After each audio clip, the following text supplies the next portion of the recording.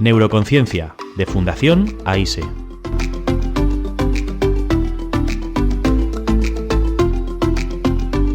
Con Paula Iglesias.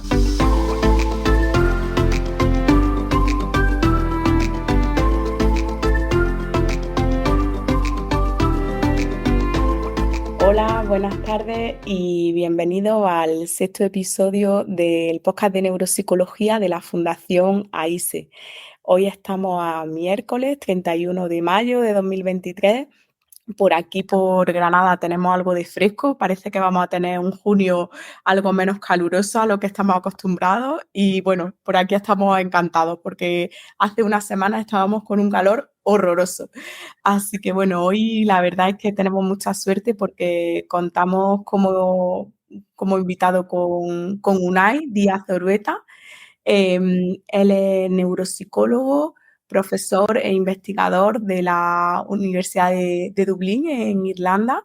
Y bueno, yo la verdad es que tenía muchísimas ganas de hablar con él porque sigo su trabajo desde hace mucho tiempo. Yo creo que muchos neuropsicólogos deberían de seguir sus líneas de trabajo y de pensamiento porque él lleva muchos años analizando las componentes cualitativas y de procesos neuropsicológicos de las pruebas estandarizadas en neuropsicología.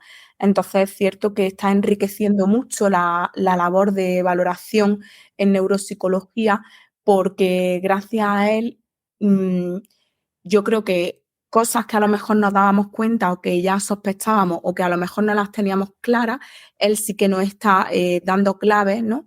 Para decir, aunque esta persona y esta persona tengan la misma puntuación en esta prueba neuropsicológica, la forma en la que responde es diferente y la forma en la que responde nos dice mucho sobre qué procesos cognitivos están a la base del tipo de respuesta que está dando. Así que, bueno, Unai, muchísimas gracias por haber podido cuadrar esta tarde, que sé que estás súper liado con muchos proyectos, mucho trabajo y mucha investigación. Y bueno, pues eso, gracias por estar aquí. Cuéntanos si quieres un poquito qué tal el tiempo por allí. Imagino que lluvioso, como siempre. No, muchísimas gracias. No, pues estamos ahora mismo con el mundo al revés. Llevamos una semana en la que no hemos bajado de los 15-20 grados aquí en Irlanda y un sol radiante. Pues mira, genial. Sí. Pues la verdad es que se ha venido para aquí el buen tiempo en que dure. Así que sí. No, y bien, bueno, gracias por la presentación y gracias por la invitación para venir hoy. Llevo unos 7 años aquí en Irlanda. Sí, empecé en la Dublin City University como postdoc, ahora estoy de profesor en la Universidad de Maynooth, que está a una media hora así al oeste de Dublín, aquí en Irlanda. Pero vamos, es un país muy pequeño, la verdad. O sea, yo creo que en todo el país tenemos la misma población que en toda la ciudad de Madrid, por haceros una idea.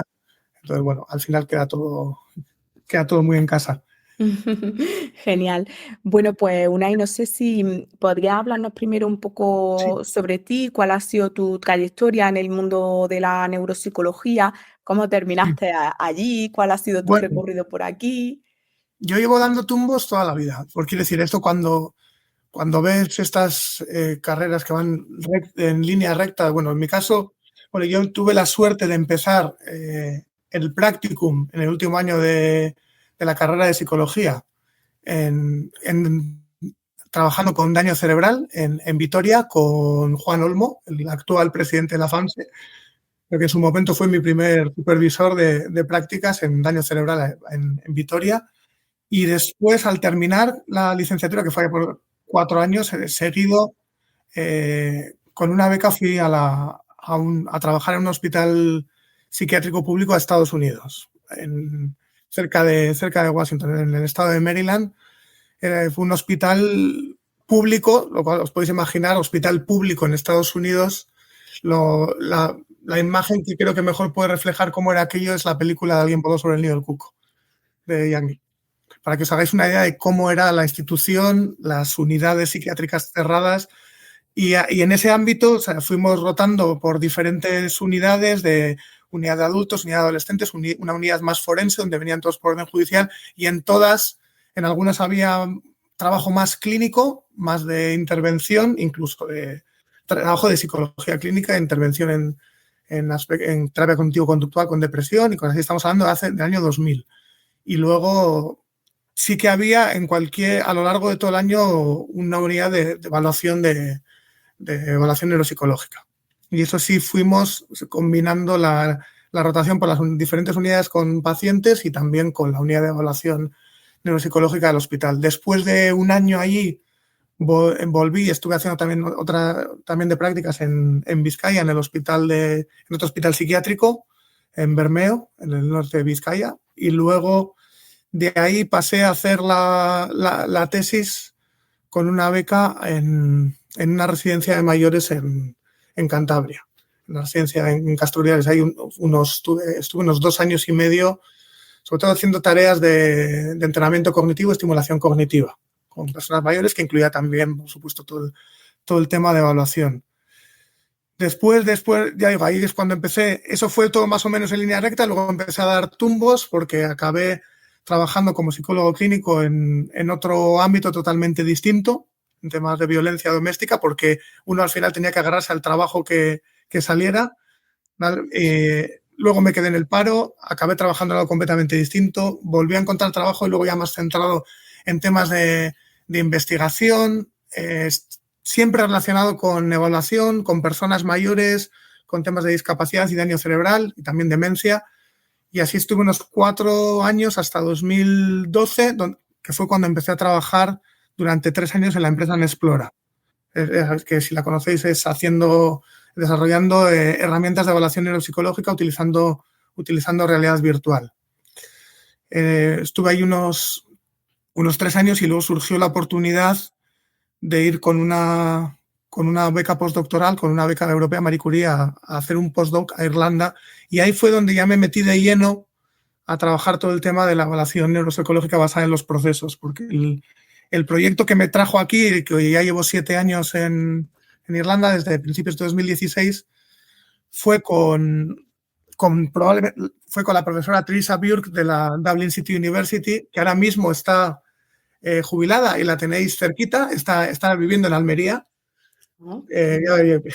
Sí, hemos hecho el mundo al revés. Yo me he venido a Irlanda, ya se ha ido al sur de España en busca de buen tiempo, pero en su momento Teresa Burke se puede decir que fue la madre de la neuropsicología en Irlanda después de haber hecho el doctorado con Brenda Milner, y ha formado a la mayor parte de los neuropsicólogos aquí en Irlanda, y tuve la suerte de trabajar los últimos años en que estuve en activo precisamente en toda esta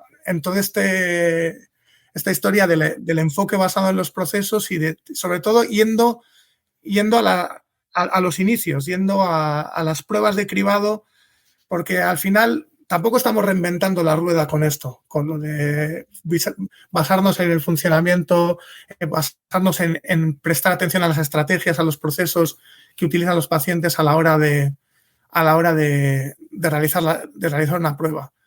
Ahí cualquiera que me oiga dirá, bueno, no ha inventado nada. Realmente yo no he inventado nada. Esto ya lo decía Luria hace muchísimos años.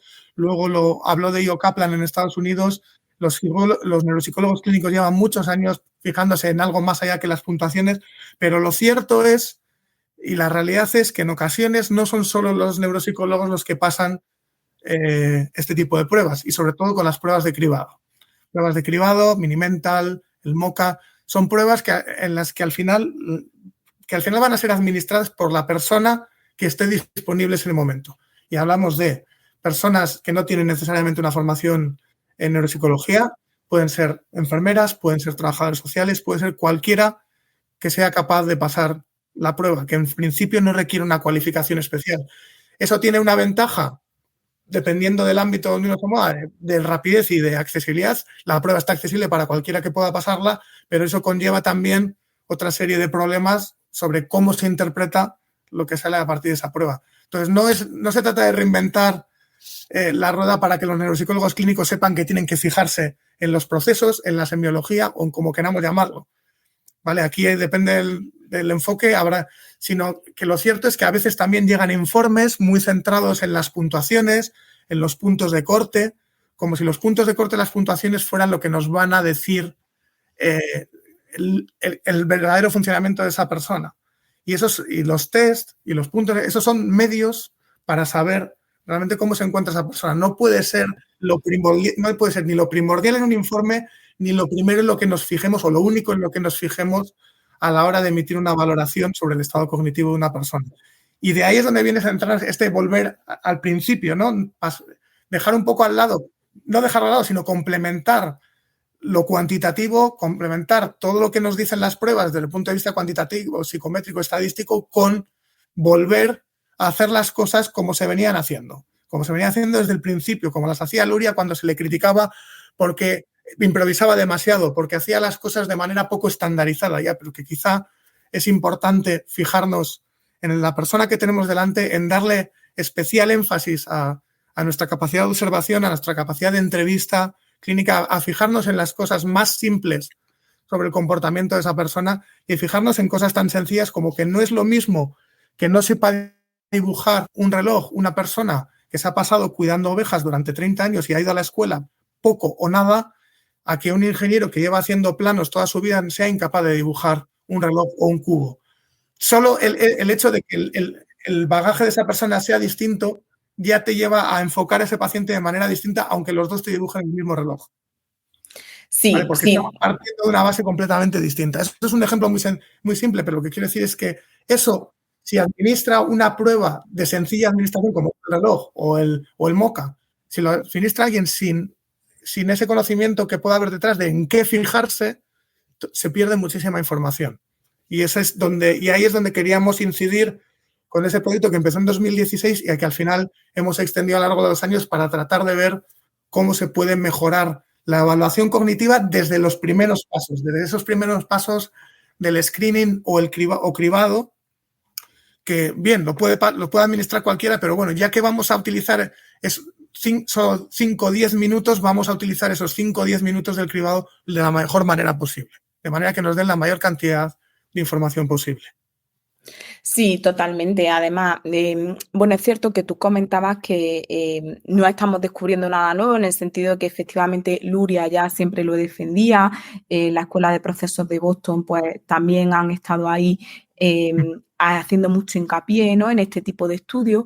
Pero es cierto, yo no sé cómo están un poco las cosas en Irlanda, pero es cierto que a mí en algunas ocasiones la percepción que me llega también pues de la gente que se empieza a formar y al no haber una formación estandarizada todavía en neuropsicología, es cierto que la impresión que a mí me da es que en muchas ocasiones hay muchas personas que se dedican a la neuropsicología que pasan los test sin tener una visión crítica de cómo lo están pasando, ¿no? Y pensando pues que a lo mejor lo tienen que pasar de manera totalmente estandarizada y no parándose en la riqueza, ¿no?, que puede tener el hecho de decir, vale, ¿por qué lo puedes estar haciendo de esta forma? ¿Por qué lo puedes estar haciendo de otra? Yo creo que toda esa escuela que a lo mejor ahora lo decimos y parece muy de andar por casa, de venga, vamos a pararnos y te voy a preguntar, pero yo creo que si eso estuviese como relativamente protocolizado dentro de que también es algo espontáneo, porque tú también tienes que ver el momento en el que te paras o a través de qué tipo de respuesta te hace a ti darte cuenta, ¿no?, o que te llame la atención y entonces tú ahí recapitulas y dices, vale, has tenido una respuesta en esta prueba de memoria, ahora estás teniendo esta respuesta en esta prueba de funciones ejecutivas, pero ¿qué pasa aquí?, ¿no? Creo que ese tipo de análisis, digamos, y ese tipo de procedimiento no se estila todo lo que debería, ¿no? O todo lo que debería, lo que yo considero que a lo mejor puede estar presente y creo que ahí, pues, muchas veces nos perdemos muchas cosas. Entonces, por eso a mí me parece tan interesante tu trabajo porque creo que lo tienes súper claro, lo reivindicas en tus formaciones, en tus artículos y además lo evidencias de una manera en la que se ve de forma muy ilustrativa, pues todas esas diferentes formas de funcionamiento y cómo la persona pues genera una estrategia para responder de una forma que a lo mejor está más asociada pues con una dependencia del medio o con un funcionamiento un poquito más prefrontal versus otra que a lo mejor pues ese tipo de respuesta, aunque también tenga una puntuación de 0, pues parece que a lo mejor podría estar relacionado con que no está captando muy bien la idea de la prueba o con que a nivel de lenguaje o de acceso a almacenes semánticos, pues hay cosas que no están funcionando bien. Entonces es cierto que toda esa riqueza y ese análisis un poquito más pormenorizado a mí me parece súper interesante porque creo que de verdad llega a lo que le está pasando a la persona, ¿no? No es simplemente, pues mira, tienes un perfil cognitivo con estas puntuaciones escalares o con estos percentiles que veo que es significativo por lo que me sale en el baremo y entonces ya pues tienes una afectación multidominio de esto y lo otro. No, sino pues mira, a lo mejor yo veo que de manera primaria hay muchas cosas inhibitorias aquí, ¿no? Que salen muchos signos inhibitorios cuando te paso esta y esta otra prueba.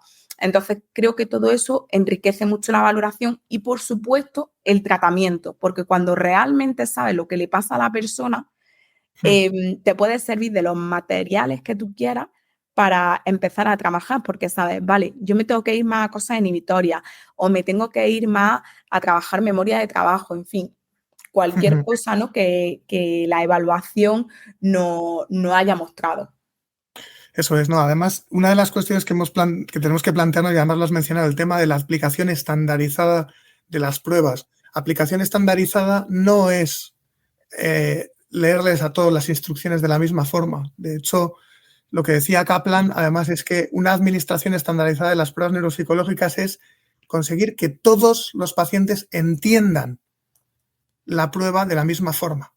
Que no significa necesariamente que a todos les decimos lo mismo, sino que en algunos casos tendremos que ver si tenemos que alterar mínimamente las instrucciones para conseguir que todos entiendan igual la tarea que tienen que hacer. Entonces, eso es una cuestión fundamental. Otra cuestión fundamental es que la aplicación estandarizada de las pruebas, según esta idea de que tenemos que aplicar los ítems, por ejemplo, en las escalas de memoria Wechsler, ¿no? Las escalas Wechsler tienen bastantes problemas. Entre ellos, que estamos obteniendo una puntuación sumatoria de cosas que no tienen que ver en absoluto. Pero aparte de eso, se basa en la idea, la mayor parte de las pruebas de las Wechsler, por ejemplo, se basa en la idea de que tenemos que administrar los ítems de menor a mayor índice de dificultad. Cuando lo que nos vienen diciendo los clínicos desde Kaplan es que lo que se veía en las personas con daño cerebral, que en aquel momento se denominaban daño orgánico, como si fuera algo diferente, era que muchos pacientes en los ítems más sencillos cometían errores, pero luego cuando se les administraban ítems supuestamente más difíciles, rendían mejor. Con lo cual, incluso esa especie de dar por hecho en las instrucciones que si son incapaces de hacer 3 ítems seguidos hay que suspender la prueba y seguir con otra cosa, es un planteamiento que por sí tampoco se sostiene. Pero desde el punto de vista en que tampoco se sostiene la propia creación de estas escalas como si fueran algo unitario, ¿no? Aquí podríamos indagar muchísimo más sobre cómo se construyen estas pruebas y hasta qué punto se está intentando sumar peras con manzanas para obtener una puntuación de cosas que no tienen nada que ver. Pero es que además es eso, además ese supuesto de que administrando los ítems de menor a mayor dificultad vamos a conseguir una evaluación más fiel, escapa de lo que podríamos hacer como clínicos, que es, bueno, ir más allá, tratar de probar los límites del paciente, incluso quitar las limitaciones de tiempo, sobre todo si estamos trabajando con personas mayores. El hacer tareas contra el tiempo, contra reloj, puede que esté haciendo que nos perdamos información muy valiosa. Me da igual que las instrucciones me digan que la persona tiene 2 minutos para hacer la prueba. Yo quiero saber cuánto tarda y cómo hace la prueba, cómo desarrolla, cómo llega a esa, cómo es la secuencia que realiza para llegar a esa situación final o a esa respuesta final que me da. Porque es en ese proceso y en esa secuencia donde yo voy a poder observar mucho más del funcionamiento de la persona que anotando cuánto tiempo tarda o interrumpiéndole si no llega a conseguir hacerlo en el tiempo que determinan las instrucciones. Entonces, yo creo que cuando pensamos en lo estandarizado, también una cosa también entiendo que es la investigación cuando tienes que basarte en parámetros grupales y otra cosa es el trabajo clínico, donde no puedes ceñirte exclusivamente a las instrucciones. Y luego hay otra otra cuestión que has comentado antes, ¿por qué esto no se hace más? Es que se hacía. El problema es que ya hubo una escala Wechsler que era el WISE as a Neuropsychological Instrument, el WISE como instrumento neuropsicológico, que precisamente lo que buscaba era indagar en esto. Pero claro, las editoriales tienen que seguir publicando y seguir haciendo dinero con nuevas versiones de las pruebas. Y la realización de esta prueba se paró. Se paró porque ya no había baremos y porque salieron versiones nuevas de la Wechsler. Entonces, lo que tenemos que plantear es tener también una visión crítica de las pruebas existentes y a partir de ahí, cada uno tener claro que las pruebas, de nuevo, son medios para conseguir un fin, que es entender a la persona que tenemos delante y qué es lo que le está pasando. O sea, no son las pruebas y los manuales de las pruebas no son Biblias que haya que seguir a rajatablas si nuestro criterio como clínicos nos hace entender que es más importante valorar otras cuestiones. Claro, sí, yo, estoy totalmente de acuerdo y de hecho esto es algo que yo siempre he hablado mucho con Pablo Duque y el último capítulo, por ejemplo, que hicimos, que también lo grabé con él, salió también este tema a colación. Y yo también ahí lo que le comentaba a él es que a mí lo que me da la impresión que hay algunas veces, pues las nuevas generaciones, ¿no? Cuando empiezan a desarrollarse en el ámbito de la neuropsicología, pues claro, tú estás perdido, ¿no? Cuando empiezas, decía, a ti se te presenta un paciente y dices, bueno, pues yo sé que tengo que valorarte, yo tengo aquí estos instrumentos, pero a lo mejor tú empiezas a hacer cosas que yo no sé de dónde vienen. Y claro, para tú empezar a saber eso, pues tienes que ver muchos pacientes, tienes que saber mucha neuropsicología, muchos modelos neuropsicológicos, tienes que conocer también muchas cosas de cómo funciona el cerebro a nivel neuroanatómico, de cómo se comunica, de cómo interaccionan las funciones cognitivas unas con otras. Entonces, bueno, pues esto es un proceso complejo, relativamente largo, que tiene su recorrido.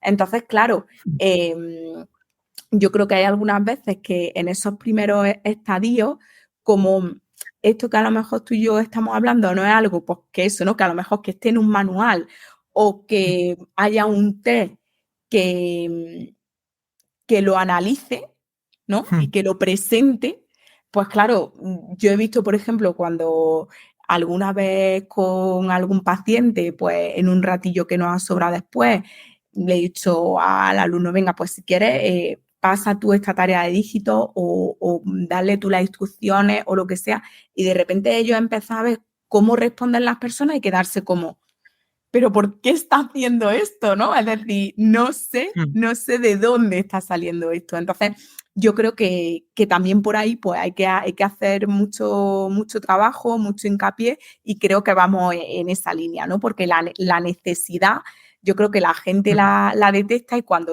empieza a escuchar sobre este tipo de neuropsicología basada en los procesos y que enriquece mucho más la valoración, pues ya te quedas ahí, ¿no? Porque efectivamente tienes respuesta a este tipo de cuestiones. Así que, bueno, también yo quería un poco preguntarte cómo te nació a ti, digamos, esta necesidad de ir más allá de las pruebas o a lo largo de tus diferentes recorridos, ¿no? Por investigaciones o por escuelas o, bueno, si una de tus maestras ha sido a su vez alumna y compañera de Brenda Milner, pues, madre mía, me parece una pasada. No sé un poco de dónde nace esta necesidad, porque también es cierto, pues, que hay prácticas en neuropsicología que es, pues, bueno, pues yo valoro, yo paso esta prueba, yo pongo mis conclusiones y tal. Pero también nace otra cosa de no me quedo conforme, ¿no? Porque veo cosas que no me convencen o veo que puedo indagar más. Entonces, no sé si nos puedes contar un poquito sobre esto. Bueno, esto nace a partir de este proyecto por el que me vine a Irlanda, pero también nace también de la constatación de haber hecho las cosas mal antes, de haber caído en ocasiones, sobre todo cuando estaba en el ámbito de investigación, en esa obsesión por las puntuaciones, sobre todo en investigación, por comparar y decir, pero ¿qué estaba haciendo? ¿No? Todos estos, cuando hacíamos determinadas investigaciones, esa necesidad de tener los números, de poner los números, de comparar desde el punto de vista estadístico sin centrarnos realmente en el meollo de lo que estaba sucediendo con estas personas. Y luego, lo que también, cuando empezamos, sobre todo porque nosotros empezamos a revisar las herramientas de cribado y nos centramos mucho en el MOCA. Y cuando empezamos a reclutar personas, lo primero que hicimos fue directamente administrar el MOCA tradicional, ¿no? Empezamos a reclutar gente sin ningún tipo de, simplemente personas mayores, sin ningún tipo de diagnóstico, simplemente para ver cómo se comportaban, ¿no? Tratar de registrar, bueno, qué tipo de conductas muestran las personas mayores sin ningún tipo de deterioro diagnosticado en la realización del test. Y entonces empezamos a encontrarnos con bastantes sorpresas, ¿no? Y luego empezamos también a atar cabos, ¿no? Empezamos a ver que, bueno, que quizá esa puntuación una puntuación de 26 sobre 30 según las instrucciones del MOCA es una puntuación de alguien sin deterioro, ya, pero es que esos 4 puntos que esta persona no ha conseguido en lo que ha fallado es tremendo. Es tremendo, que es tremendo que en vez de un cubo haya dibujado 4 cuadrados superpuestos, o que no sea capaz de poner los números dentro de un reloj, cuando lleva viendo relojes analógicos toda su vida. Entonces dices, vale, son solo 2, 3, 4 puntos, pero menudos 4 puntos. Y además empezamos a ver que había muchas personas con diferente bagaje, diferente nivel educativo, diferentes niveles de alfabetización, y que este era un factor también que era común, que era una crítica común que veíamos, o un fallo común en todas las pruebas de cribado, ¿no? Esa sobrecarga verbal en todos los test, sobre todo en los test de cribado. ¿Vale? Esa sensación de que muchas personas que no han pasado por un entorno académico ni de primaria ni de secundaria, que están acostumbrados a este esquema de preguntas-respuestas tipo examen, de repente se les presentan pruebas que son tipo examen, que son algo a lo que no están acostumbrados. Y entonces empiezas a notar que empiezan a rendir mal por razones completamente distintas a tener un deterioro cognitivo. Ya lo veníamos viendo incluso desde hace más de 20 años, cuando teníamos pacientes en Estados Unidos en el hospital y teníamos a pacientes que nos llegaban con unos informes, nos llegaban incluso de un CI inferior a 70, deterioro cognitivo, y luego veías que era una persona de estrato social bajo, con riesgo de exclusión social, con poca alfabetización, que era perfectamente autónomo y vivía en su casa perfectamente y que se había organizado todo su entorno perfectamente, pero simplemente era incapaz de atender a las demandas del test porque era un test con excesiva carga verbal. De ahí surgió también esta necesidad, porque yo creo que es una necesidad de decir, bueno, llevamos muchos años metiendo la pata, tenemos que mirar más atrás. Esto se hacía, dejamos de hacerlo, nos empezamos a obsesionar con las puntuaciones de corte, nos empezamos a obsesionar demasiado con la psicometría, con la estadística, con los parámetros de más cuantitativos, y nos estamos olvidando de la esencia, ¿no? De lo que realmente nos puede dar información.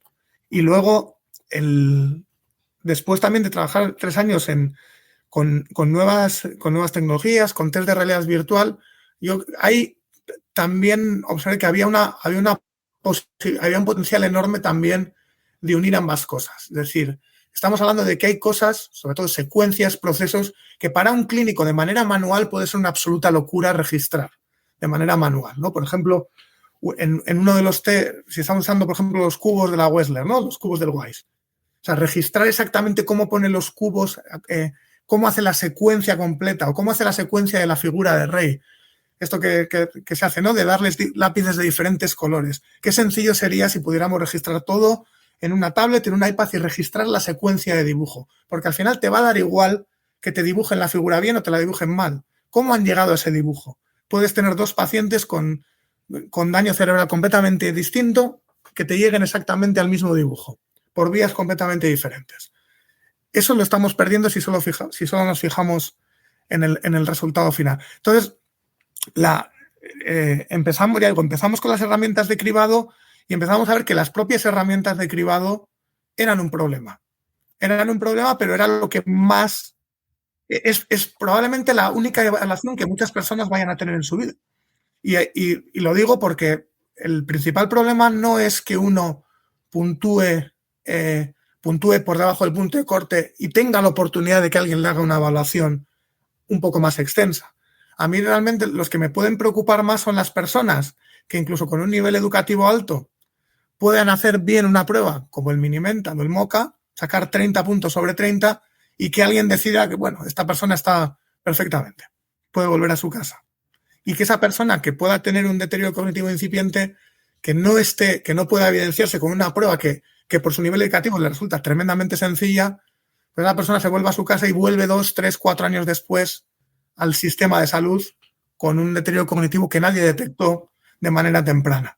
Entonces, digamos que el principal motivo, el eje de todo esto es intentar detectar cuanto antes y cuanto más mejor. Y si la excusa es que los médicos de atención primaria o que el personal de atención primaria solo tiene 10 minutos por paciente, que en esos 10 minutos, aunque administre la misma prueba, sea capaz de recoger mucha más información de la que recogería usando la herramienta de manera tradicional, basándose en instrucciones puramente cuantitativas. Por eso nos dedicamos a destripar el MOCA, a buscar cada una de las tareas, cómo se podían sacar lo máximo posible de cada una de ellas. Como la tarea del trailmaking o de los senderos, no simplemente contabilizar el tiempo, sino qué tipos de errores. Hay errores de secuencia, se equivoca al cambiar de letra a número, se equivoca de número de letra, va de número a número o de letra a letra. ¿Qué nos están diciendo estos errores? A la hora de dibujar el reloj, si la evidencia dice que es importante administrar varias variantes del reloj, ¿por qué quedarnos solo con una? Solo quedarnos con el reloj a la orden o con el reloj a la copia. Utilicemos los dos. Es más, la profesora Björk, con uno de sus alumnos de tesis, fueron más allá e incluso implementaron la prueba del reloj al calco, precisamente para distinguir todavía más entre el rendimiento en el test del reloj a la copia y el test del reloj al calco. Porque el test del reloj a la copia se ha asociado siempre con aspectos visoperceptivos, pero es una tarea que tiene mucho de planificación.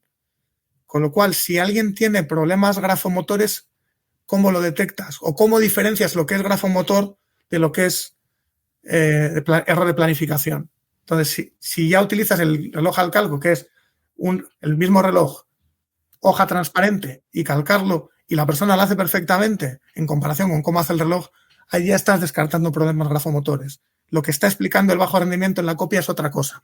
Y además que hay mucha literatura que incluso permite diferenciar entre grupos ya diagnosticados, permite ver esas diferencias sutiles en cómo hacen unas pruebas y otras, unos pacientes y otros. Por ejemplo, de pacientes con Alzheimer comparado con pacientes con demencia vascular. Es decir, podemos llegar a esos niveles de sutileza con pruebas muy sencillas que se administran entre 5 y 10 minutos. O sea, con lo cual no es cómo administramos la prueba, sino cómo la corregimos y cuánta información somos capaces de recoger con esas pruebas tan aparentemente tan sencillas, pero que tienen mucha miga detrás. Sí, totalmente. Además, bueno, una de las cosas por las que yo te quería preguntar efectivamente era por el rendimiento o el funcionamiento en el test del reloj.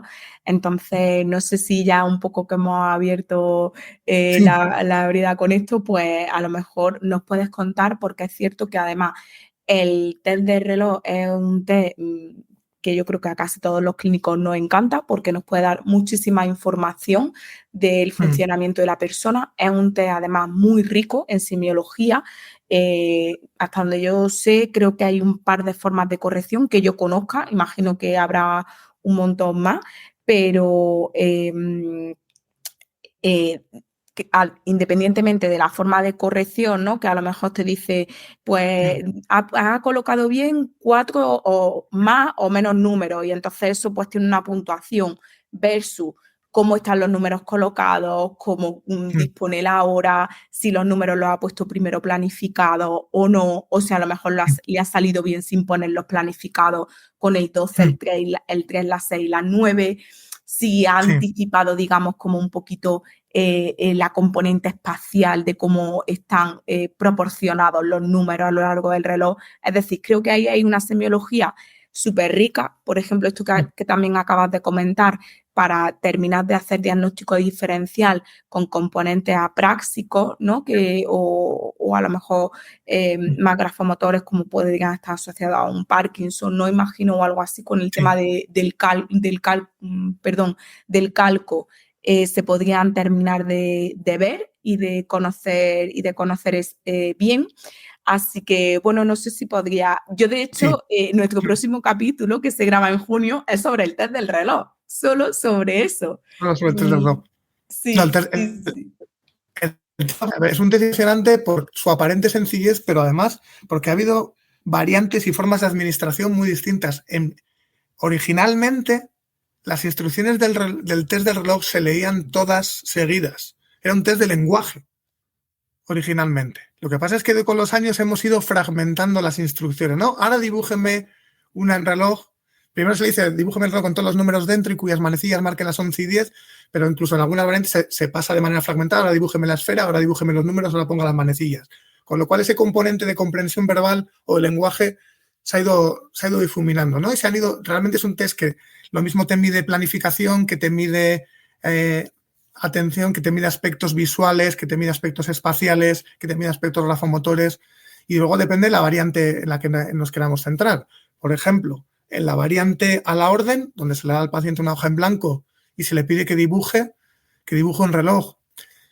Esta es una tarea que se ha visto además que sobre todo en las personas con déficit de memoria semántica, como puede ser el caso de personas con enfermedad de Alzheimer, es la variante que peor hacen en comparación, por ejemplo, con el test del reloj a la copia.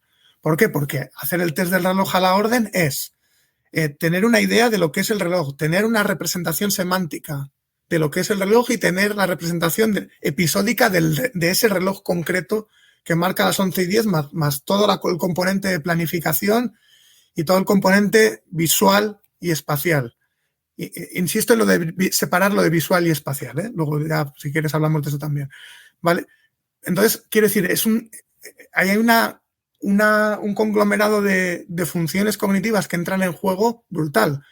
Claro, los sistemas de corrección, yo conozco el de Katso, colaborador desde el año 98, luego está toda la clasificación de Cosentin en Estados Unidos sobre los diferentes tipos de errores en el test del reloj, que es de donde viene el enfoque del reloj basado en los procesos, y luego toda la investigación de todos los discípulos de Kaplan, Libon, Catherine Price en Florida, sobre la comparación entre el test del reloj a la orden y a la copia, donde han visto que las personas con demencia Alzheimer puntúan peor en el test, hacen peor el test a la copia, hacen peor el test a la orden que el test a la copia, precisamente por esos problemas de extraer de su memoria la representación semántica, lo que es un reloj, y en cambio las personas con demencia vascular diagnosticada hacen peor el reloj a la copia que el reloj a la orden, por todo el aspecto visual y espacial que está comprometido en la demencia vascular, y también por todas las dificultades también para seguir las instrucciones que son más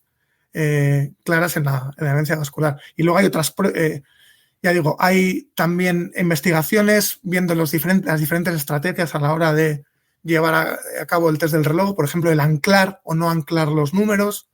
Se ha visto que está relacionado con déficits ejecutivos, por ejemplo, aquellas personas que anclan, digamos, los números cardinales del reloj, el 12, el 3, el 6 y el 9, rinden mejor, e incluso se ha visto en neuroimagen que rinden mejor y hay movimiento en áreas relacionadas con funcionamiento ejecutivo que aquellos que no anclan, que hacen la típica de 12, 1, 2, 3, 4, o sea, es decir, los números en orden. Con lo cual, atender a ese tipo de estrategia además es muy sencillo, porque solo con anotar en qué orden ha escrito el paciente los números, no hace falta que les grabemos. Si nosotros anotamos 12, 3, 6, 9 en cualquiera de sus variantes, sabemos que el paciente ha anclado. Luego podemos revisitar esos resultados y ver qué quiere decir todo esto. Vale, entonces, ese en inglés se llama anchoring versus non-anchoring, anclar o no anclar, como estrategia cognitiva en el test del reloj. Es decir, da muchísima información y, desde luego, dedicarle todo un capítulo al test del reloj me parece muy interesante porque, de verdad, da para mucho y, además, ya digo, hay mucha evidencia y, de hecho, la principal novedad del test del reloj es que lleva varios años implementado en Estados Unidos en el equipo de David Libon, discípulos de Kaplan, como os digo, y en Catherine Price y toda esta gente en Florida, que llevan utilizando la versión digital del test del reloj, que es un sistema que han venido entrenando durante años, con lo cual ya no es solo la versión digital para capturar lo cuantitativo, sino precisamente para capturar todas estas cuestiones, como el tiempo que pasan pensando en dibujar versus el tiempo en que realmente dibujan, todas las secuencias, las latencias, cosas muy sutiles que un clínico con un cronómetro sería incapaz de hacer, ¿no? Con lo cual tenemos que también aprovecharnos de que esa tecnología existe para poder mejorar la valoración clínica de los pacientes. que la tecnología no viene a sustituirnos, sino viene a hacer aquello que es humanamente imposible de hacer de manera manual.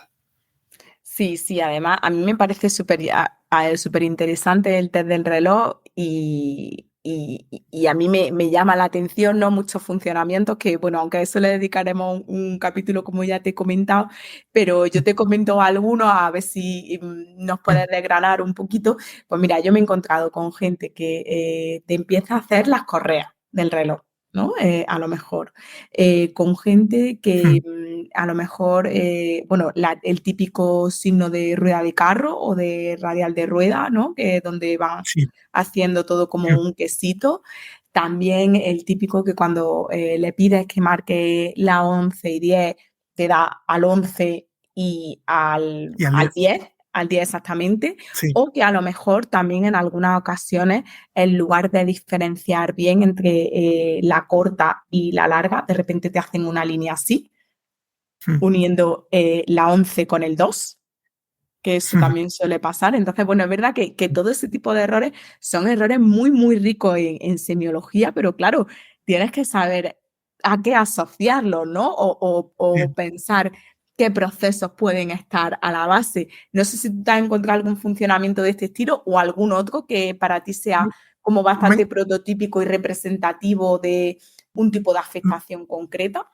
Me he encontrado todos. Ya digo, cuando estuve haciendo la tesis, la primera vez que vi una rueda de carro, aluciné. Sobre todo porque venía de un paciente que había puntuado en Minimeltas de 30/30, puntuación máxima, ningún tipo de diagnóstico, nada.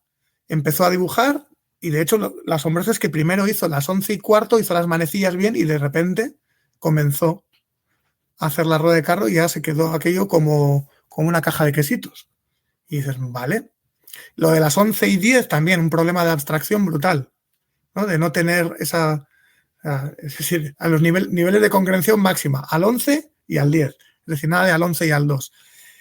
Creo lo de unir el 11 y el 2 lo he visto, pero no sabría sinceramente a qué atribuirlo. En algunos casos ha sido una cuestión más visual que otra cosa. No tanto un problema de abstracción. Me parece mucho más grave el de las 11:10. Y de hecho el de las 11:10, el de una manecilla a las 11 y otra manecilla a las 10, sí se ha asociado con ser un signo temprano en Alzheimer. No quiere decir que todos los Alzheimer lo hagan, pero que si lo hacen, lo mismo que la rueda de carro, es un indicador de que las cosas pueden ir por ahí. Claro, porque ¿vale? A mí, por ejemplo, en ese se me ocurre, yo ahora así pensando, ¿no? Que a lo mejor justo ese tipo de error, no sé si a lo mejor sería interesante como seguir investigando, porque digo, bueno, puede ser un poco como de dependencia del medio, ¿no? De 11 y 10, o también un error de abstracción de que efectivamente el componente de I10 ya no lo abstraigo a que es S2. Que a lo mejor luego ahí habría que seguir, ¿no? Haciendo un poquito de diagnóstico diferencial, o no sé si proponerle otra hora, pues pasar reconocimiento. No sé eso tú cómo lo ves, o si ya está como estipulado. Una de las pruebas que estamos ahora, estoy en una investigación que estamos haciendo para ver cuáles son las pruebas o las tareas más bien de cribado más adecuadas para personas con alto y bajo nivel educativo. Pero bueno, lo que quería mencionar con esto del test del reloj, hay una prueba que se mencionó vagamente en la literatura y la rescatamos porque nos pareció que era interesante, que es el clock reading test, el test de lectura del reloj, que es algo tan sencillo como mostrarle a la persona unos cuantos relojes analógicos de agujas y que nos diga qué hora es en esos relojes. Porque más que nada si la persona es capaz de decir la hora en esos relojes, antes siquiera de plantearle que tenga que dibujar unos, y esto lo administramos antes de la prueba bueno, podemos hacer antes o después. Realmente no está, si en el propio test de lectura de relojes no hay ninguna interferencia, es decir, justo tienes el test de las 11:10 o el reloj de las 11:10 y le pides que haga las 11:10, pues hombre. Pero si no, a mí me parece que es un buen contraste, o incluso si no utilizas la prueba exacta, el clock reading test, simplemente utilizar unos cuantos relojes o hablar con la persona de que si tiene un reloj, que te diga la hora y ver hasta qué punto la persona es capaz de leer un reloj de aguja, un reloj analógico. Claro. Porque si ya empiezas a notar esos fallos en la entrevista o en algo tan sencillo como mostrar un reloj, ¿qué hora? ¿Me puede decir qué hora es? Y la persona te empieza a no saber que ahí ya puedes sospechar incluso antes de pasar el test. Más que nada porque eso también te puede ayudar a corroborar algunas de estas cuestiones. Ya digo, y ahora lo hemos incluido porque es un minuto más en el que le pedimos a la persona que nos lea la hora. O sea, son relojes dibujados como en el test del reloj, pero sin los números, son solo las manecillas. Sí, ¿Vale? me parece súper interesante. Por la posición de las manecillas, a ver, puede haber ligeras desviaciones, ¿no? Y ahora, si lo piensas en plan, las 2:20, puede que haya alguna desviación, como en el test como en el line bisection test, ¿no? Que no sabes si la línea está un poco más arriba, un poco más abajo. Entonces, no es que la persona te diga, no, es que la 1:20 y son las 2:20, y dices, vale, es que ha visto que la línea estaba un poco más arriba de lo que estaba. No, estamos hablando de que no reconozca horas más sencillas, como por ejemplo las 3 de la tarde o las 3:05, que son como más claras, ¿no? Sí, sí, totalmente. Pues la verdad que me parece súper interesante. Yo también había visto el Clock Reading Test y yo a lo mejor, pues después, ¿no? Porque para que no le sirviese a lo mejor mucho de clave el verlo al principio, creo que podría ser muy interesante y que podría aportar mucho a ver, ¿no? ¿Qué está ocurriendo ahí? Pues justo también relacionado un poquito con esto y algo que tú ya también habías comentado antes, yo te quería preguntar por esos efectos suelo y techo que tú has venido detectando desde siempre, ¿no? En personas o con bajo o con alto nivel cultural y educativo.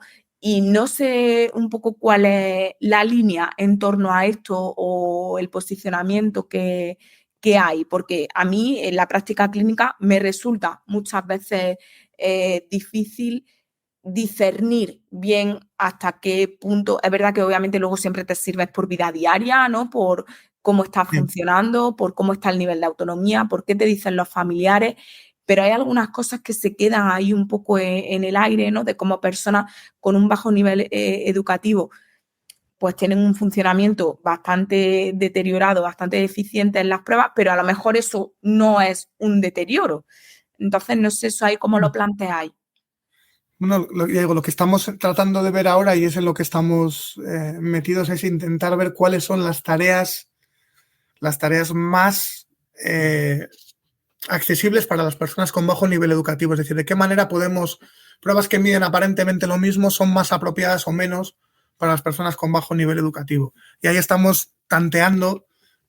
Hicimos una revisión sistemática que se publicó hace 2 años sobre las tareas de cribado para personas con bajo nivel educativo y sí intuimos que había algunas tareas como el test de 5 dígitos, incluso con las tareas de fluidez verbal, por ejemplo, la tarea de fluidez de nombres propios del fototest o la tarea de fluidez verbal semántica dan funcionamientos muy distintos en personas con bajo nivel educativo. Es decir, hay tareas como más apropiadas y queremos ver hasta qué punto, y es precisamente en lo que estamos ahora, en tratar de ver cuáles de las tareas, no ya ni siquiera qué test, sino qué tareas concretas dentro de los test son más apropiadas para las personas con bajo nivel educativo. Porque ha habido intentos de hacer tareas de cribado para que no estén tan sesgadas, pero luego tienes pruebas, por ejemplo, como el RUDAS, que se utiliza mucho en Holanda para personas con bajo nivel lingüístico, pero sobre todo porque en Holanda tienen mucha inmigración del norte de África, muchos no hablan holandés, entonces utilizan el RUDAS porque no tiene ese sesgo cultural ya, no tiene ese sesgo cultural y tampoco tiene un montón de cosas que debería medir un cribado. Es decir, es un test muy pobre a la hora de medir las funciones cognitivas básicas que se tendrían que medir en un cribado. Entonces, yo creo que la respuesta no es ni el Minimental, ni mucho menos, con todos los problemas que da el Minimental, ni tampoco es el mismo, el MoCA. El Minimental, además, el Minimental se ha dejado de usar desde el momento en que empezó a tener derechos de autor y la gente se pasó al MoCA. El MoCA se dejará de usar y se está empezando a ver problemas para usarlo por todas las dificultades o todo el entrenamiento adicional que requieren los creadores del test para usar el MoCA. Es decir, quizá lo que debemos hacer es decir, bueno, ¿realmente necesito test o necesito tareas? O necesito seleccionar tareas concretas que sean las que me ayuden. O sea, no le diga, no, es que vale, el protocolo me dice que tengo que pasar el mini mental. Muy bien, voy a pasar el mini mental, pero el caso que le voy a hacer no es tan importante como las tareas concretas que me puedan servir para desgranar cada una de estas funciones de la manera que menos esté afectada desde el punto de vista lingüístico, sobre todo en personas con bajo nivel educativo. Las personas con bajo nivel educativo van a hacer suelo en algunas de estas tareas y es probable que la solución ni siquiera exista todavía. También discutiendo con compañeros clínicos, lo que sí estamos viendo es que lo que sería ideal, y es hacia lo que creo que deberíamos caminar, es hacia que las pruebas computerizadas y las pruebas de realidad virtual realmente se utilicen para evaluar las funciones cognitivas como se utilizarían en la vida cotidiana, no para reproducir en un entorno de ordenador o en un entorno de computador tareas de lápiz y papel. Porque entonces lo que tienes es una tarea más cara. Es decir, yo no quiero un Wisconsin como se ha visto, un Wisconsin en un entorno de sombrillas de playa, ¿no? Que incluso se llegó a patentar en Estados Unidos, el test Look for a Match, que era un Wisconsin donde se ponía un entorno aparentemente con validez ecológica porque eran sombrillas de playa y salían diferentes objetos como saldrían las formas del Wisconsin. No, perdona, el Wisconsin ya funcionaba bien. O sea, esto no añade nada. Es decir, lo que añade es un test más caro. Entonces, si puedes hacer algo bien con lápiz y papel y te da la información suficiente y sabes sacarle partido, que hagas una versión molona en ordenador de todo esto. Lo que hace falta es que aproveches la tecnología precisamente para hacer tareas que en lápiz y papel serían impensables, pero que te permitan llegar a esas personas, a evaluar a esas personas de manera más natural y de una forma que se acerque más a cómo ellos utilizan las funciones cognitivas. Bueno, como las utilizamos todos, pero que se las midan de manera más cercana a la real. Yo creo que la solución está por ahí, por combinar este enfoque de centrarse en los procesos y las secuencias con tareas que parezcan menos tareas escolares y menos examen. Sobre todo para aquellas personas con bajo nivel educativo, que tengan algo más cercano y que resulte más natural en su vida cotidiana.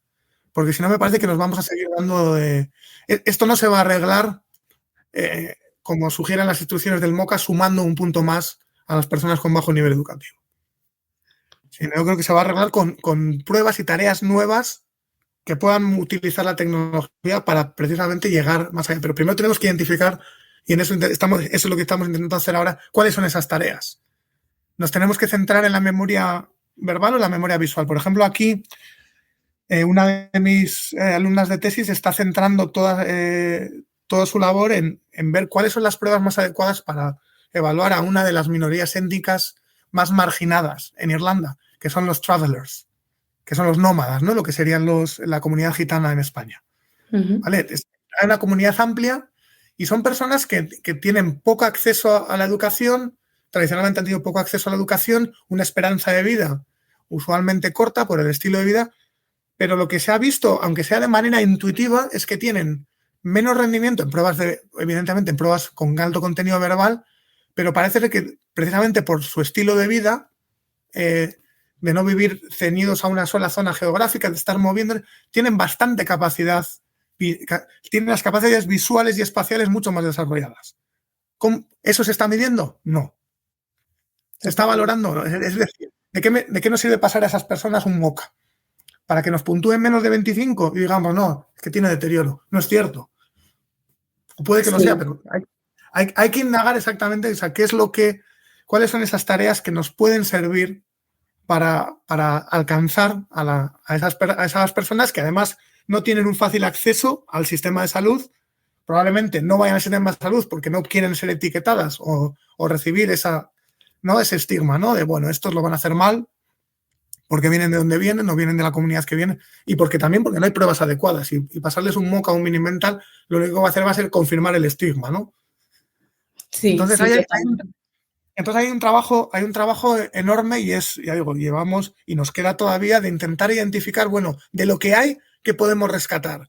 Y si de lo que hay no podemos rescatar nada, ¿hacia dónde tenemos que tirar? ¿Qué tipo de tareas tenemos que ofrecer para poder evaluar de manera más precisa y volver al mismo objetivo que planteaba al principio? Conseguir detectar el deterioro cuanto antes y de la manera más precisa en la menor cantidad de tiempo posible, incluso en aquellos entornos donde alguien puede no tener el lujo de tener más de 10-15 minutos para evaluar a un paciente.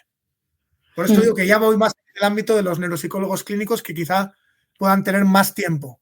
Es decir, si todo a lo que va a acceder una persona en estas circunstancias es a la atención primaria o a un profesional sanitario que tenga 10 minutos para evaluarle, ¿qué es lo que tiene que hacer esa persona en esos 10 minutos? ¿Qué es lo mejor que puede hacer esa persona en esos 10 minutos para extraer la mayor cantidad de información útil posible, que pueda orientar después al profesional que venga después?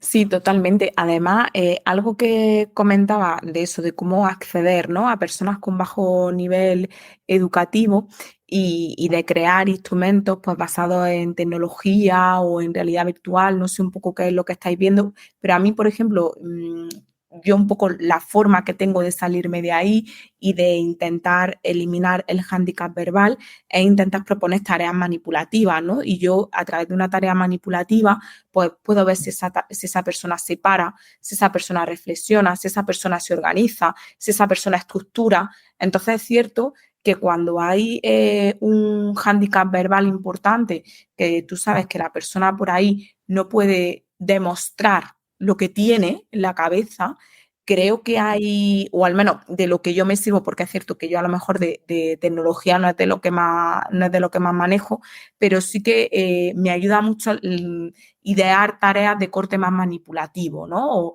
O intentar poner elementos en la mesa y decir, venga, vamos a organizarnos con ellos, ¿no? Vamos a hacer esto, vamos a probar lo otro. Y ahí se pueden ver muchas cosas. Entonces, no sé si a lo mejor podría ir un poco relacionado con lo que tú estabas comentando de crear instrumentos nuevos basados en tecnología que permitan dar herramientas nuevas de valoración en ese sentido. Sí, decía lo de crear instrumentos nuevos más que nada porque también luego una de las cosas que se le achaca a este enfoque es que es poco estandarizado. Entonces, para buscar una especie de camino intermedio, ¿no?, entre lo que puedes hacer en la clínica de manera individualizada, como hacía el propio Luria, o intentar buscar algo que puedan ser elementos comunes, ¿no? Porque, por ejemplo, un test que se utilizaba mucho hace años para evaluar funciones ejecutivas era el Errands test, el test del supermercado, que implicaba llevarte al paciente al supermercado, ¿no? Hacer una determinada, con todas las posibles variables contaminantes que pudiera haber en un entorno así, dependiendo de si vas a primera hora, a última o cuando fueras. Si haces eso en un entorno de realidad virtual, puedes obtener medidas comparables para ver qué es lo que puedes esperar de unos pacientes y otros. Por eso, el plantearlo con tecnología, que todo esto lo puedes hacer sin tecnología utilizando tareas manipulativas o de la vida cotidiana o hacer tareas como pueden venir en algunos tests, por ejemplo, el Naturalistic Action Test, que hablan tareas, lo que comentábamos antes de comenzar hoy, tareas de preparar un sándwich para ir al colegio o hacer una determinada tarea, tareas más de la vida cotidiana, ¿no? Podría ir por ahí, pero claro, eso, ¿cuánto de eso, que muchos ya sabrán, se quedan en tareas individuales utilizadas con un paciente concreto y cuánto sale de ahí en forma de un test que pueda ser una herramienta útil también para obtener valoraciones más precisas y que se pueda comparar el trabajo de unos y otros, que me parece también que es fundamental. Claro, sí, porque al final lo interesante es compartir, ¿no? Lo que haya y que lo que una persona haga le pueda servir a otra que tiene el mismo hándicap de estar valorando a una persona con un bajo nivel educativo y decir, yo creo que aquí pasa algo o no pasa y me está saliendo este resultado que creo que no se corresponde, ¿no?, con lo que esta persona está viviendo internamente a nivel cognitivo, totalmente. Pues yo no sé si conoces, pero aquí en la Universidad de Granada, que también tengo pendiente que ese sea un capítulo, sacaron una batería súper interesante de valoración de actividades de la vida diaria, también con extracción de semiología, donde es como proponen varios tipos de tareas, ¿no? Pues como por ejemplo el cepillado de dientes, y en el cepillado de dientes sacan como diferentes tipos de error, ¿no? Pues, ¿qué es lo que hace? En lugar de coger el cepillo de dientes, coge la pasta o coge otro objeto totalmente diferente o coge no sé qué. Entonces, esa escala, por ejemplo, pues a mí también me gusta mucho, ¿no? Y me resulta muy interesante para deterioro cognitivo. Creo que por ahí pues estamos también acercándonos, ¿no?, a cosas que nos inquietan desde la clínica. Y bueno, también quería preguntarte si podía comentarnos, volviendo otra vez a las pruebas, a lo mejor como que todos conocemos un poquito más, si puedes ponernos un par de ejemplos de alguna prueba o subprueba y algún error prototípico que vosotros hayáis analizado de manera cualitativa y con qué tipo de respuesta a nivel cognitivo habéis asociado que se corresponde ese tipo de error. Por ejemplo, con tareas, a ver, algunos ejemplos de tareas, ¿vale? Por ejemplo, en el test de la tarea de semejanzas, las preguntas, estas tareas sencillas de en qué se parecen un tren y una bicicleta, ¿no? O en qué se parecen un reloj y una regla. Son preguntas que aparecen a lo largo de diferentes tests. Hay ítems parecidos en el MOCA, creo que hay algún ítem parecido en otras pruebas de cribado. Y son tareas que dependiendo del tipo de respuesta errónea, es decir, todo pueden ser respuestas erróneas cuya puntuación sea 0 y no pasemos de ahí. Pueden ser tareas que dependiendo del tipo de respuesta nos estén indicando cuál es el proceso que hay detrás. Sobre todo porque lo que vamos a ver principalmente dos grandes grupos de respuestas. Las respuestas erróneas que intentan comparar y las respuestas erróneas que directamente no comparan los dos elementos de la pregunta. Por ejemplo, ¿en qué se parecen una bicicleta y un tren? Una respuesta errónea superficial sería que los dos se mueven o que los dos tienen ruedas. ¿Vale?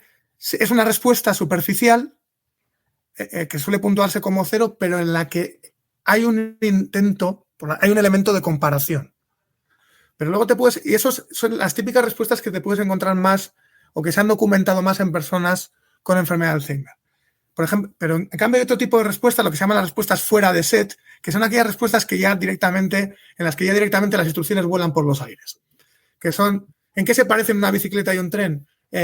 Pues la bicicleta es como el tren, pero sin el motor. O la bicicleta va dentro del tren. Es decir, estamos hablando de la bicicleta va dentro del tren. O sea, ahí ya directamente no hay una comparación. ¿En qué se parecen un perro y una vaca? Uno ladra y la otra muge. Ya, pero te preguntan qué se parecen.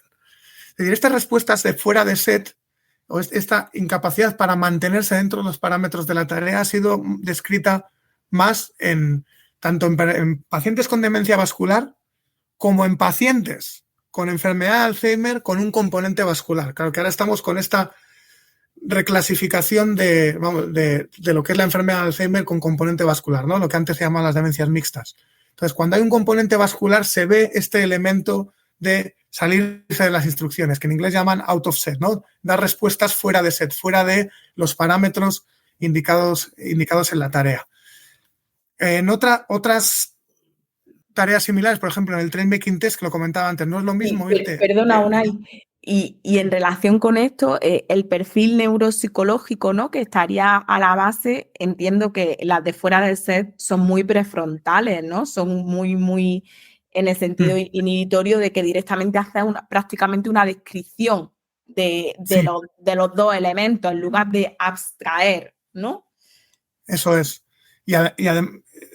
Es decir, puede conservarse el significado, porque decir que uno ladra y la otra muge probablemente nos esté diciendo más desde el punto de vista semántico de esos elementos que lo que dicen los dos tienen patas, que podría responder de manera superficial a alguien con un deterioro de la memoria semántica. Pero por mucho que la memoria semántica esté, esa tarea, esa instrucción de comparar o ese elemento de comparación de los dos elementos no se lleva a cabo. Con lo cual eso nos indica que lo que está dañado está en otra parte distinta, o en otra red distinta del cerebro. No es lo mismo no comparar, aunque describas detalladamente los elementos de manera individual, que compares de manera superficial. Es decir, el proceso cognitivo que está detrás de cada uno de esos fallos es muy distinto. Y puede indicar cuestiones distintas. No estoy diciendo, y esto también quería aclararlo, no quiero dar la sensación de que podamos decir que con preguntas tan sencillas podamos hacer un diagnóstico. Porque lo que se hace en la mayor parte de los casos en todos estos estudios donde se pone esta prueba es cuando ya tenemos a grupos ya diagnosticados, se les pasan estas pruebas y se presta atención a ver si en estas personas, en estos grupos ya diagnosticados, podemos encontrar este tipo de sutilezas en las pruebas de cribado. Con lo cual, es muy distinto eso que insinuar que con pruebas de cribado y prestando atención a estas cositas ya nos podemos ahorrar toda la evaluación neuropsicológica posterior. Que en ningún momento se me ocurre decir algo así, porque no es cierto. Simplemente que lo que nos viene a decir esto es que estas sutilezas en tareas de cribado y en hacer algo más que poner un 0 en la respuesta nos puede ayudar a orientar mejor la evaluación más detallada que podamos hacer después. Porque ya empezamos a tener una sospecha mayor que simplemente por encima del punto de corte, por debajo del punto de corte. O posible deterioro o no deterioro. Sino que ya empezamos no solo saber qué hay deterioro, sino por dónde va. O sea, cuál es el posible proceso que está detrás de una respuesta de ese calibre. Claro, y sobre todo porque yo creo que es súper interesante que todas estas sutilezas que tú comentas, que al final yo creo que son como esas formas de funcionamiento, ¿no? O esas tendencias que va teniendo la gente a la hora de responder, puede que se repitan y normalmente se repiten de manera consistente a lo largo de toda la valoración que tú les sigues planteando, ¿no? Es decir, el que te responde en un test de semejanza, uno ladra y el otro muge, luego puede que en el TMT pues tenga un error también bastante prototípico de en la parte B hago 1, 2, 3, 4, 5, ¿no? Versus Sí. Y en otras pruebas siga teniendo eso, entonces como vale, ya se está corroborando un patrón de funcionamiento. No es que tengo este resultado aquí, este resultado allá, sino que todo se está expresando dentro de una línea que tiene una coherencia con cuál es tu tipo de respuesta y con cómo tú estás funcionando ahora en las pruebas, pero que luego a lo mejor eso también yo te lo correlaciono luego con la anamnesis que tengo, ¿no? Y con las cosas que tú me has contado que te están pasando últimamente en tu vida. Entonces, yo creo que al final eso es súper interesante. Y bueno, eso, no iba a comentar más pruebas, ¿no? Sí, o más tareas que estáis analizando. O, por ejemplo, en los dígitos también, por ejemplo, los dígitos inversos, es muy interesante que hablamos de que los dígitos inversos miden memoria de trabajo y muchas veces solo nos fijamos en que nos digan la secuencia correcta completa, cuando la propia Kaplan ya diferenciaba entre que nos digan la secuencia completa y que nos digan la secuencia completa en el orden que sea. Realmente la amplitud, el hecho de que la persona procese todos los números, si yo te digo 1, 2, 3, 4, 5 y tú me digo dímelos al revés y me dices 5, 1, 4, 3, 2, la amplitud la tienes, me has dicho los 5 dígitos. Eso es una cosa y otra cosa es tu capacidad para revertir esa secuencia y decírmela en el orden correcto en el que te lo he pedido, que dependería más de la memoria de trabajo. Entonces ahí tenemos dos procesos en una sola tarea. Es decir, lo que hablamos es de rascar con tareas que incluso damos por hecho, no, esto mide esto. Y hay veces que depende cómo lo plantees, el dígitos inversos puede medir la capacidad que tiene alguien para visualizar los números y darles la vuelta. Dime al revés 3, 4, 7. Dices 3, 4, 7 y te haces una imagen de 3, 4, 7 y la rotas, ¿no? ¿Qué memoria de trabajo es esa?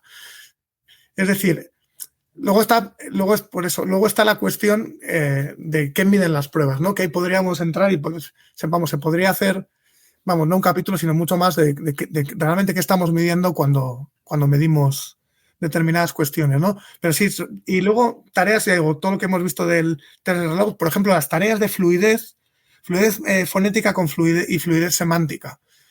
Se ha visto, por ejemplo, que es muy importante no solamente anotar el número total de palabras en un minuto, sino es muy relevante también el tipo de palabras, si las palabras pertenecen a la misma categoría semántica o a la misma subcategoría. Por ejemplo, si decimos animales, podemos ver que hay determinados tipos de animales o determinados pacientes que dan muchas respuestas en los primeros 15 segundos y luego casi no dan ninguna, pacientes a los que les cuesta arrancar más. Esto ya nos puede indicar un patrón de que da igual que los dos te digan 10 respuestas. Si uno de ellos te ha dicho las 10 respuestas en los primeros 15 segundos y después ya no te ha dicho nada más, y el otro te ha dicho 2, 3 respuestas cada 15 segundos, estamos hablando de funcionamientos distintos. Sí se ha visto, por ejemplo, que los pacientes con Alzheimer, incluso los controles, dan muchas respuestas en los primeros 15 segundos y luego decaen. Mientras que los pacientes con demencia vascular tienen un rendimiento más sostenido. Y los de Parkinson incluso también más lento, puede haber una producción más lenta de las palabras. Ya no es cuántas palabras digan, es cómo las digan y cómo se dividan esas palabras a lo largo de la secuencia de esos 60 segundos.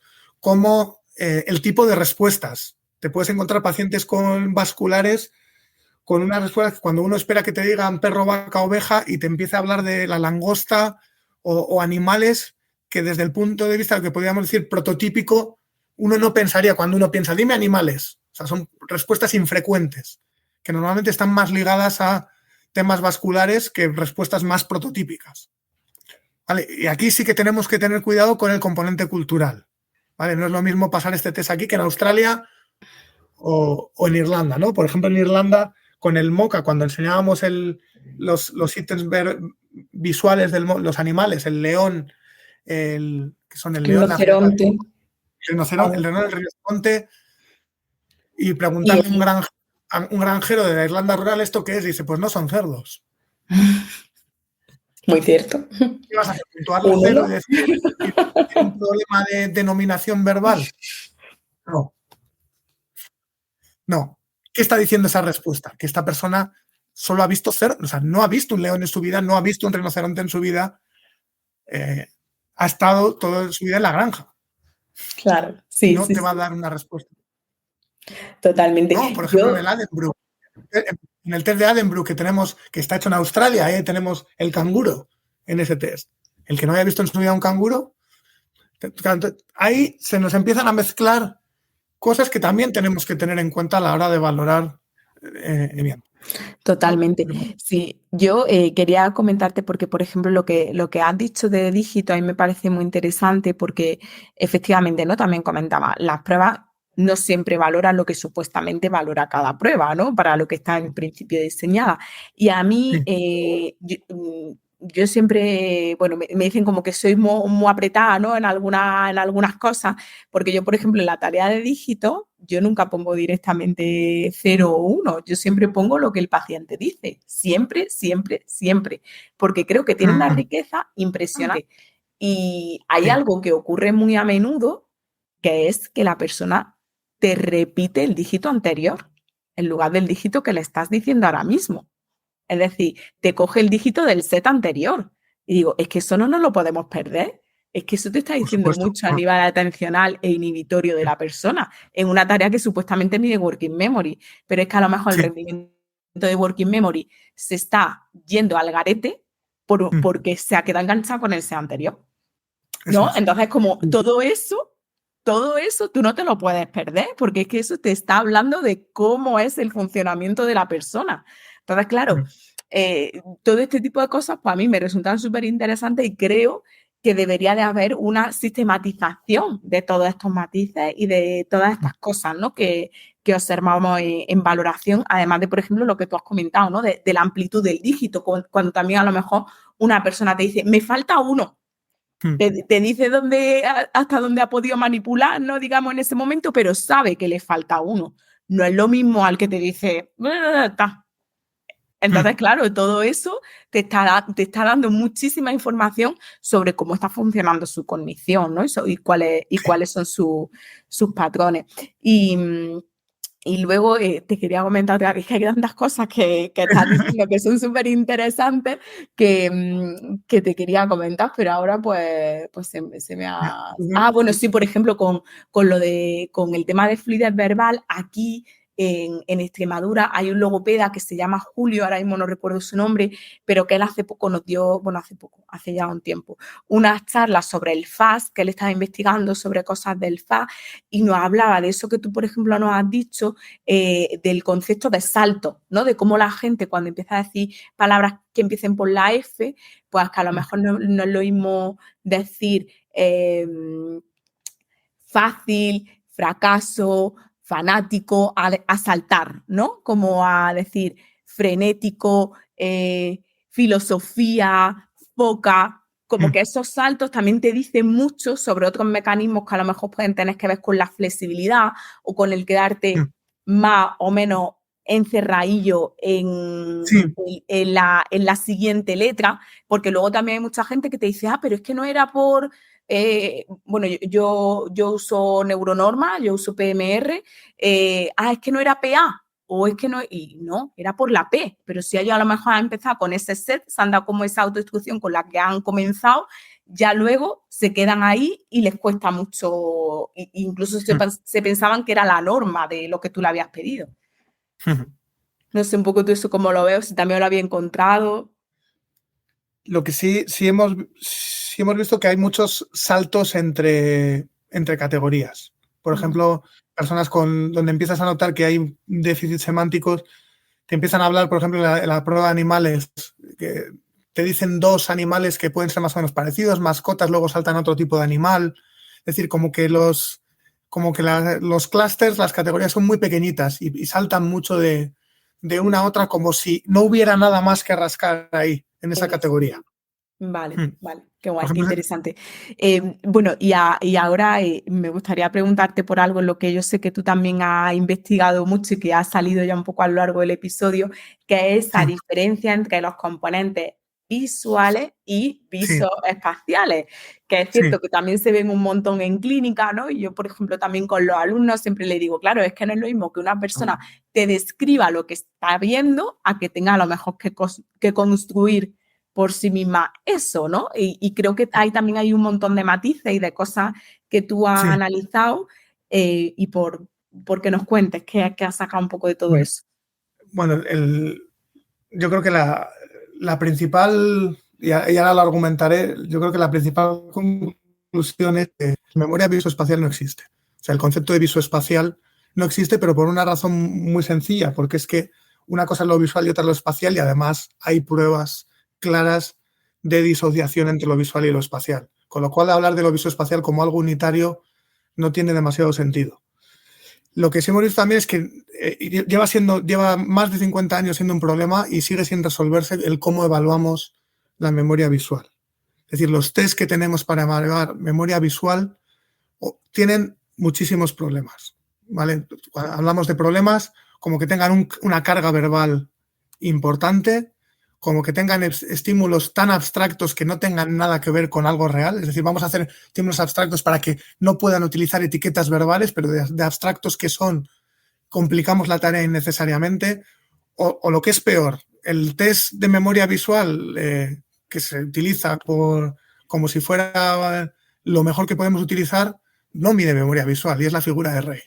En el momento en que estás implicando la necesidad de tener que dibujar, te acabas de cargar el concepto de memoria visual.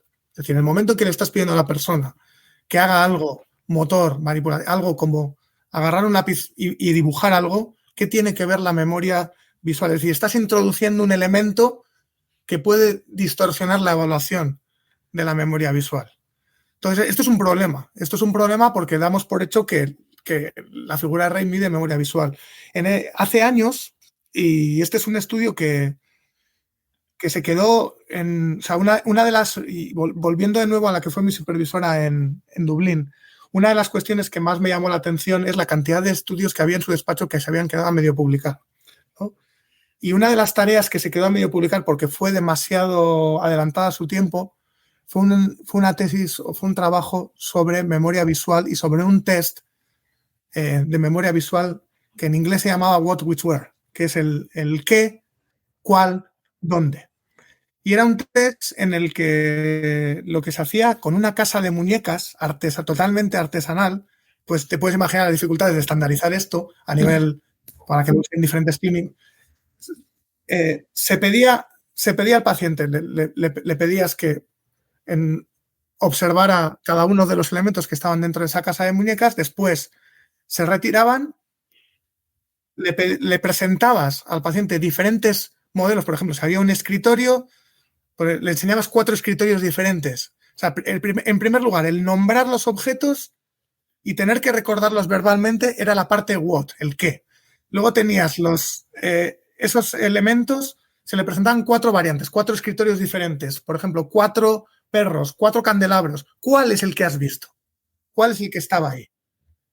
Sin interferencias, es decir, no ponemos una mesa, una butaca, no ponemos cosas parecidas, no. 4 elementos del mismo ítem. ¿Cuál era el que has visto?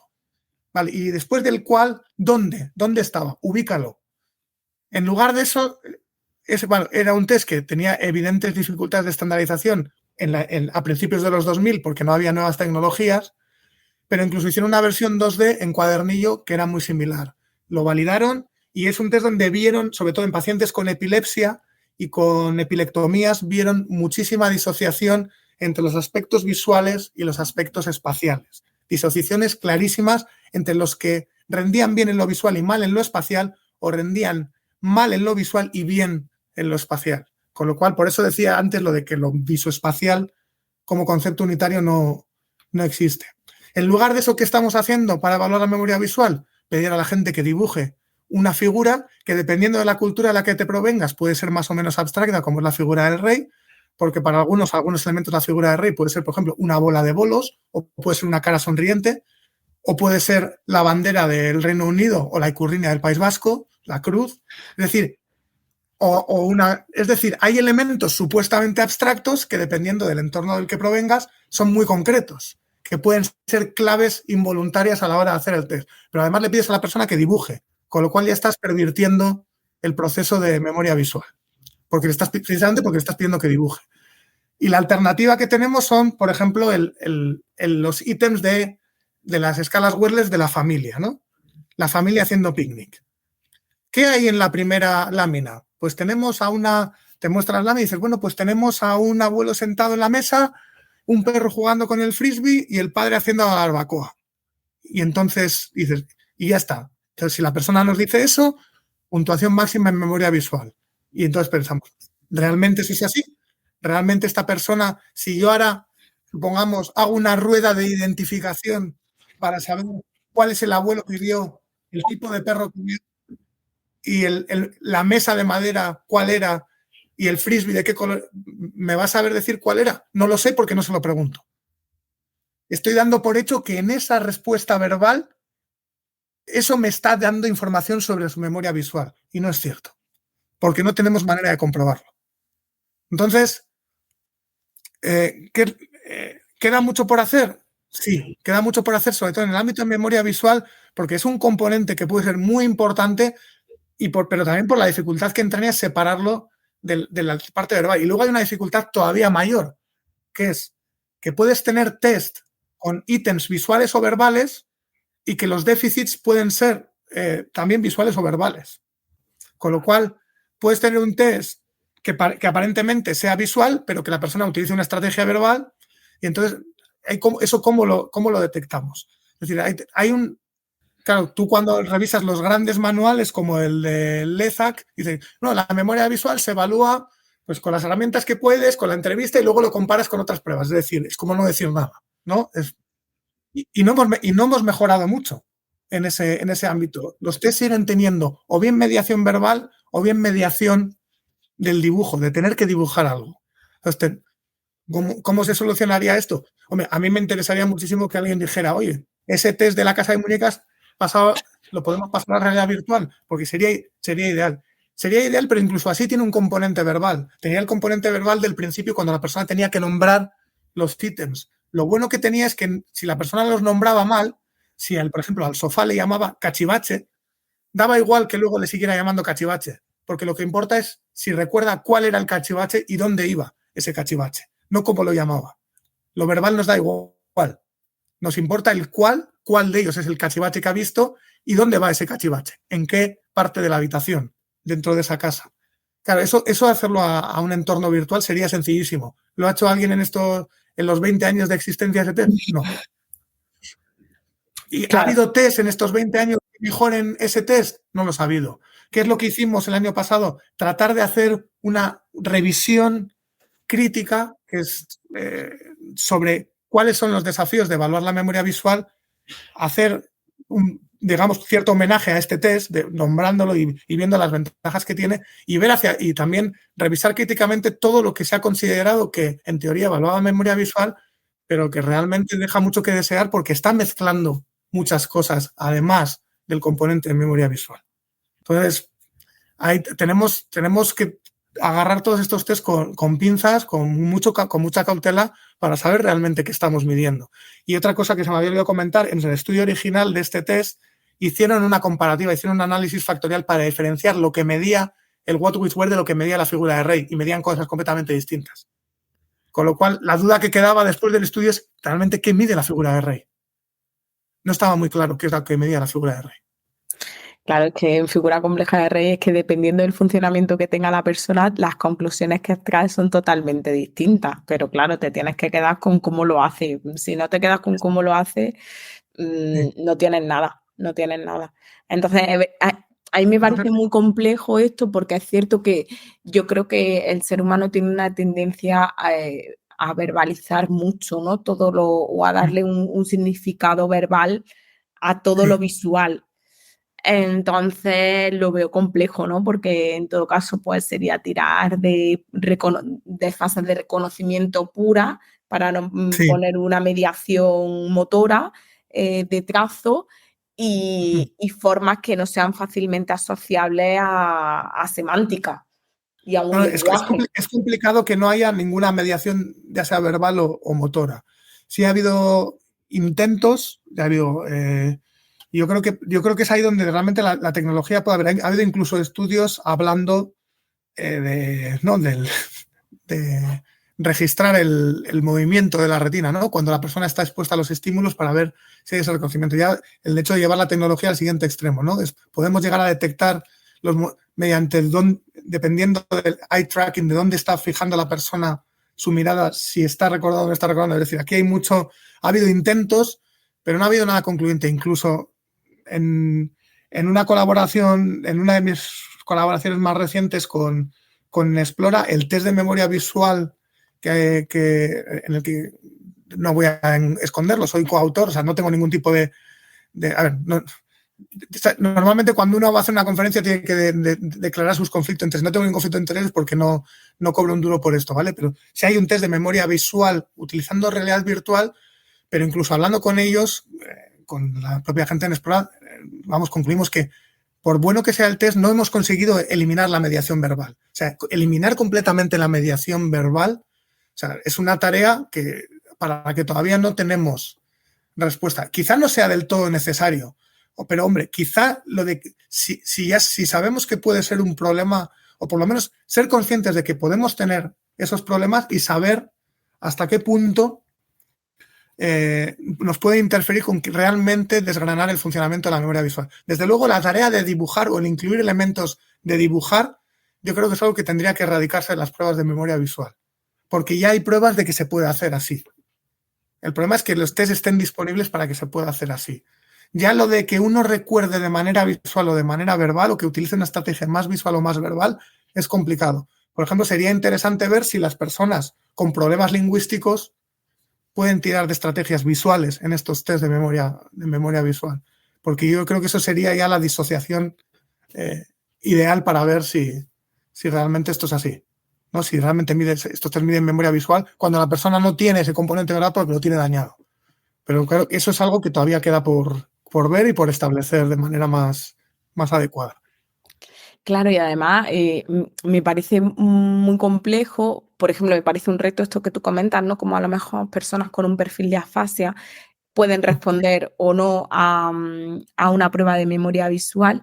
Y claro, yo ahí me pregunto, ¿hasta qué punto el lenguaje nos ayuda a articularnos también a nivel de memoria, a nivel de funcionamiento ejecutivo? Y por eso siempre es algo que está ahí, ¿no? Es decir... Sí. Es todo un reto, la verdad. Sí. Seguiremos ahí un poco a tus pies viendo a ver cómo lo planteáis, porque me parece bastante complejo, pero súper interesante y que podría aportar mucho, por ejemplo, en este tipo de perfiles. Sí, la cuestión no es que esté todo mal hecho, no es que todos los test no sirvan absolutamente para nada, no es lo que quiero decir. Lo que quiero decir es que tenemos que ser conscientes de que cuando estamos utilizando test tan habituales como la figura de Rey, tenemos que tener cuidado de que puede que lo que queramos evaluar no sea lo que realmente estamos evaluando, que pueda haber implicación de otros procesos que sean, y por eso es siempre la vuelta a estos a esto prestar atención a los procesos, a las secuencias, a las estrategias. ¿Por qué? Porque puede haber procesos implicados que no tengan que ver, por mucho que tú quieras medir memoria visual, quizás no estén hablando de cómo es la memoria visual de esa persona, sino que te estén hablando de otras cosas.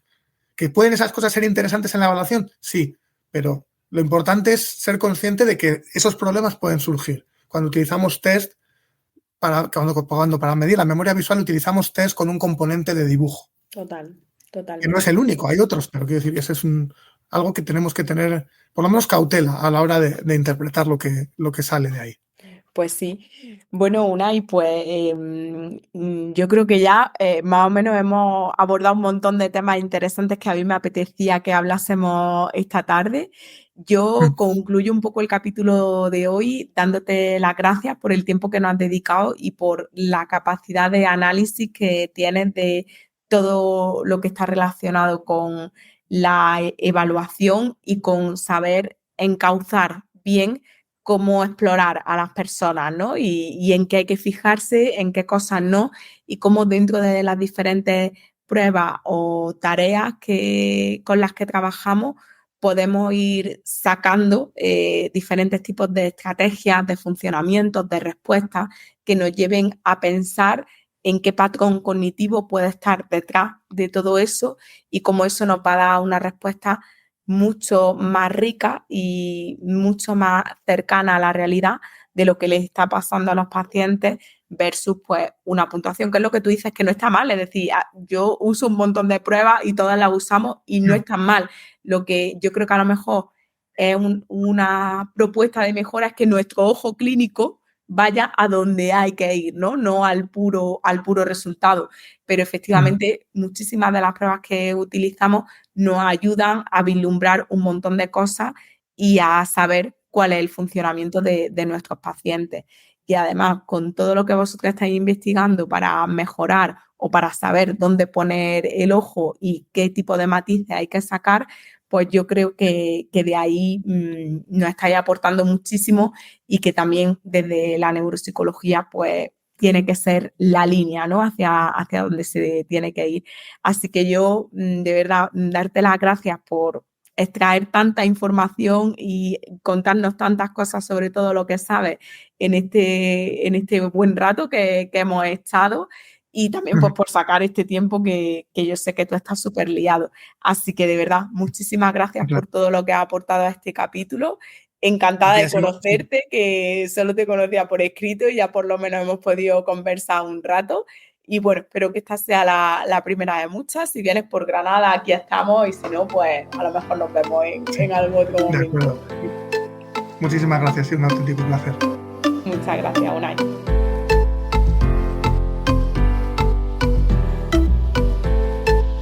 Neuroconciencia, del caos a la sinergia.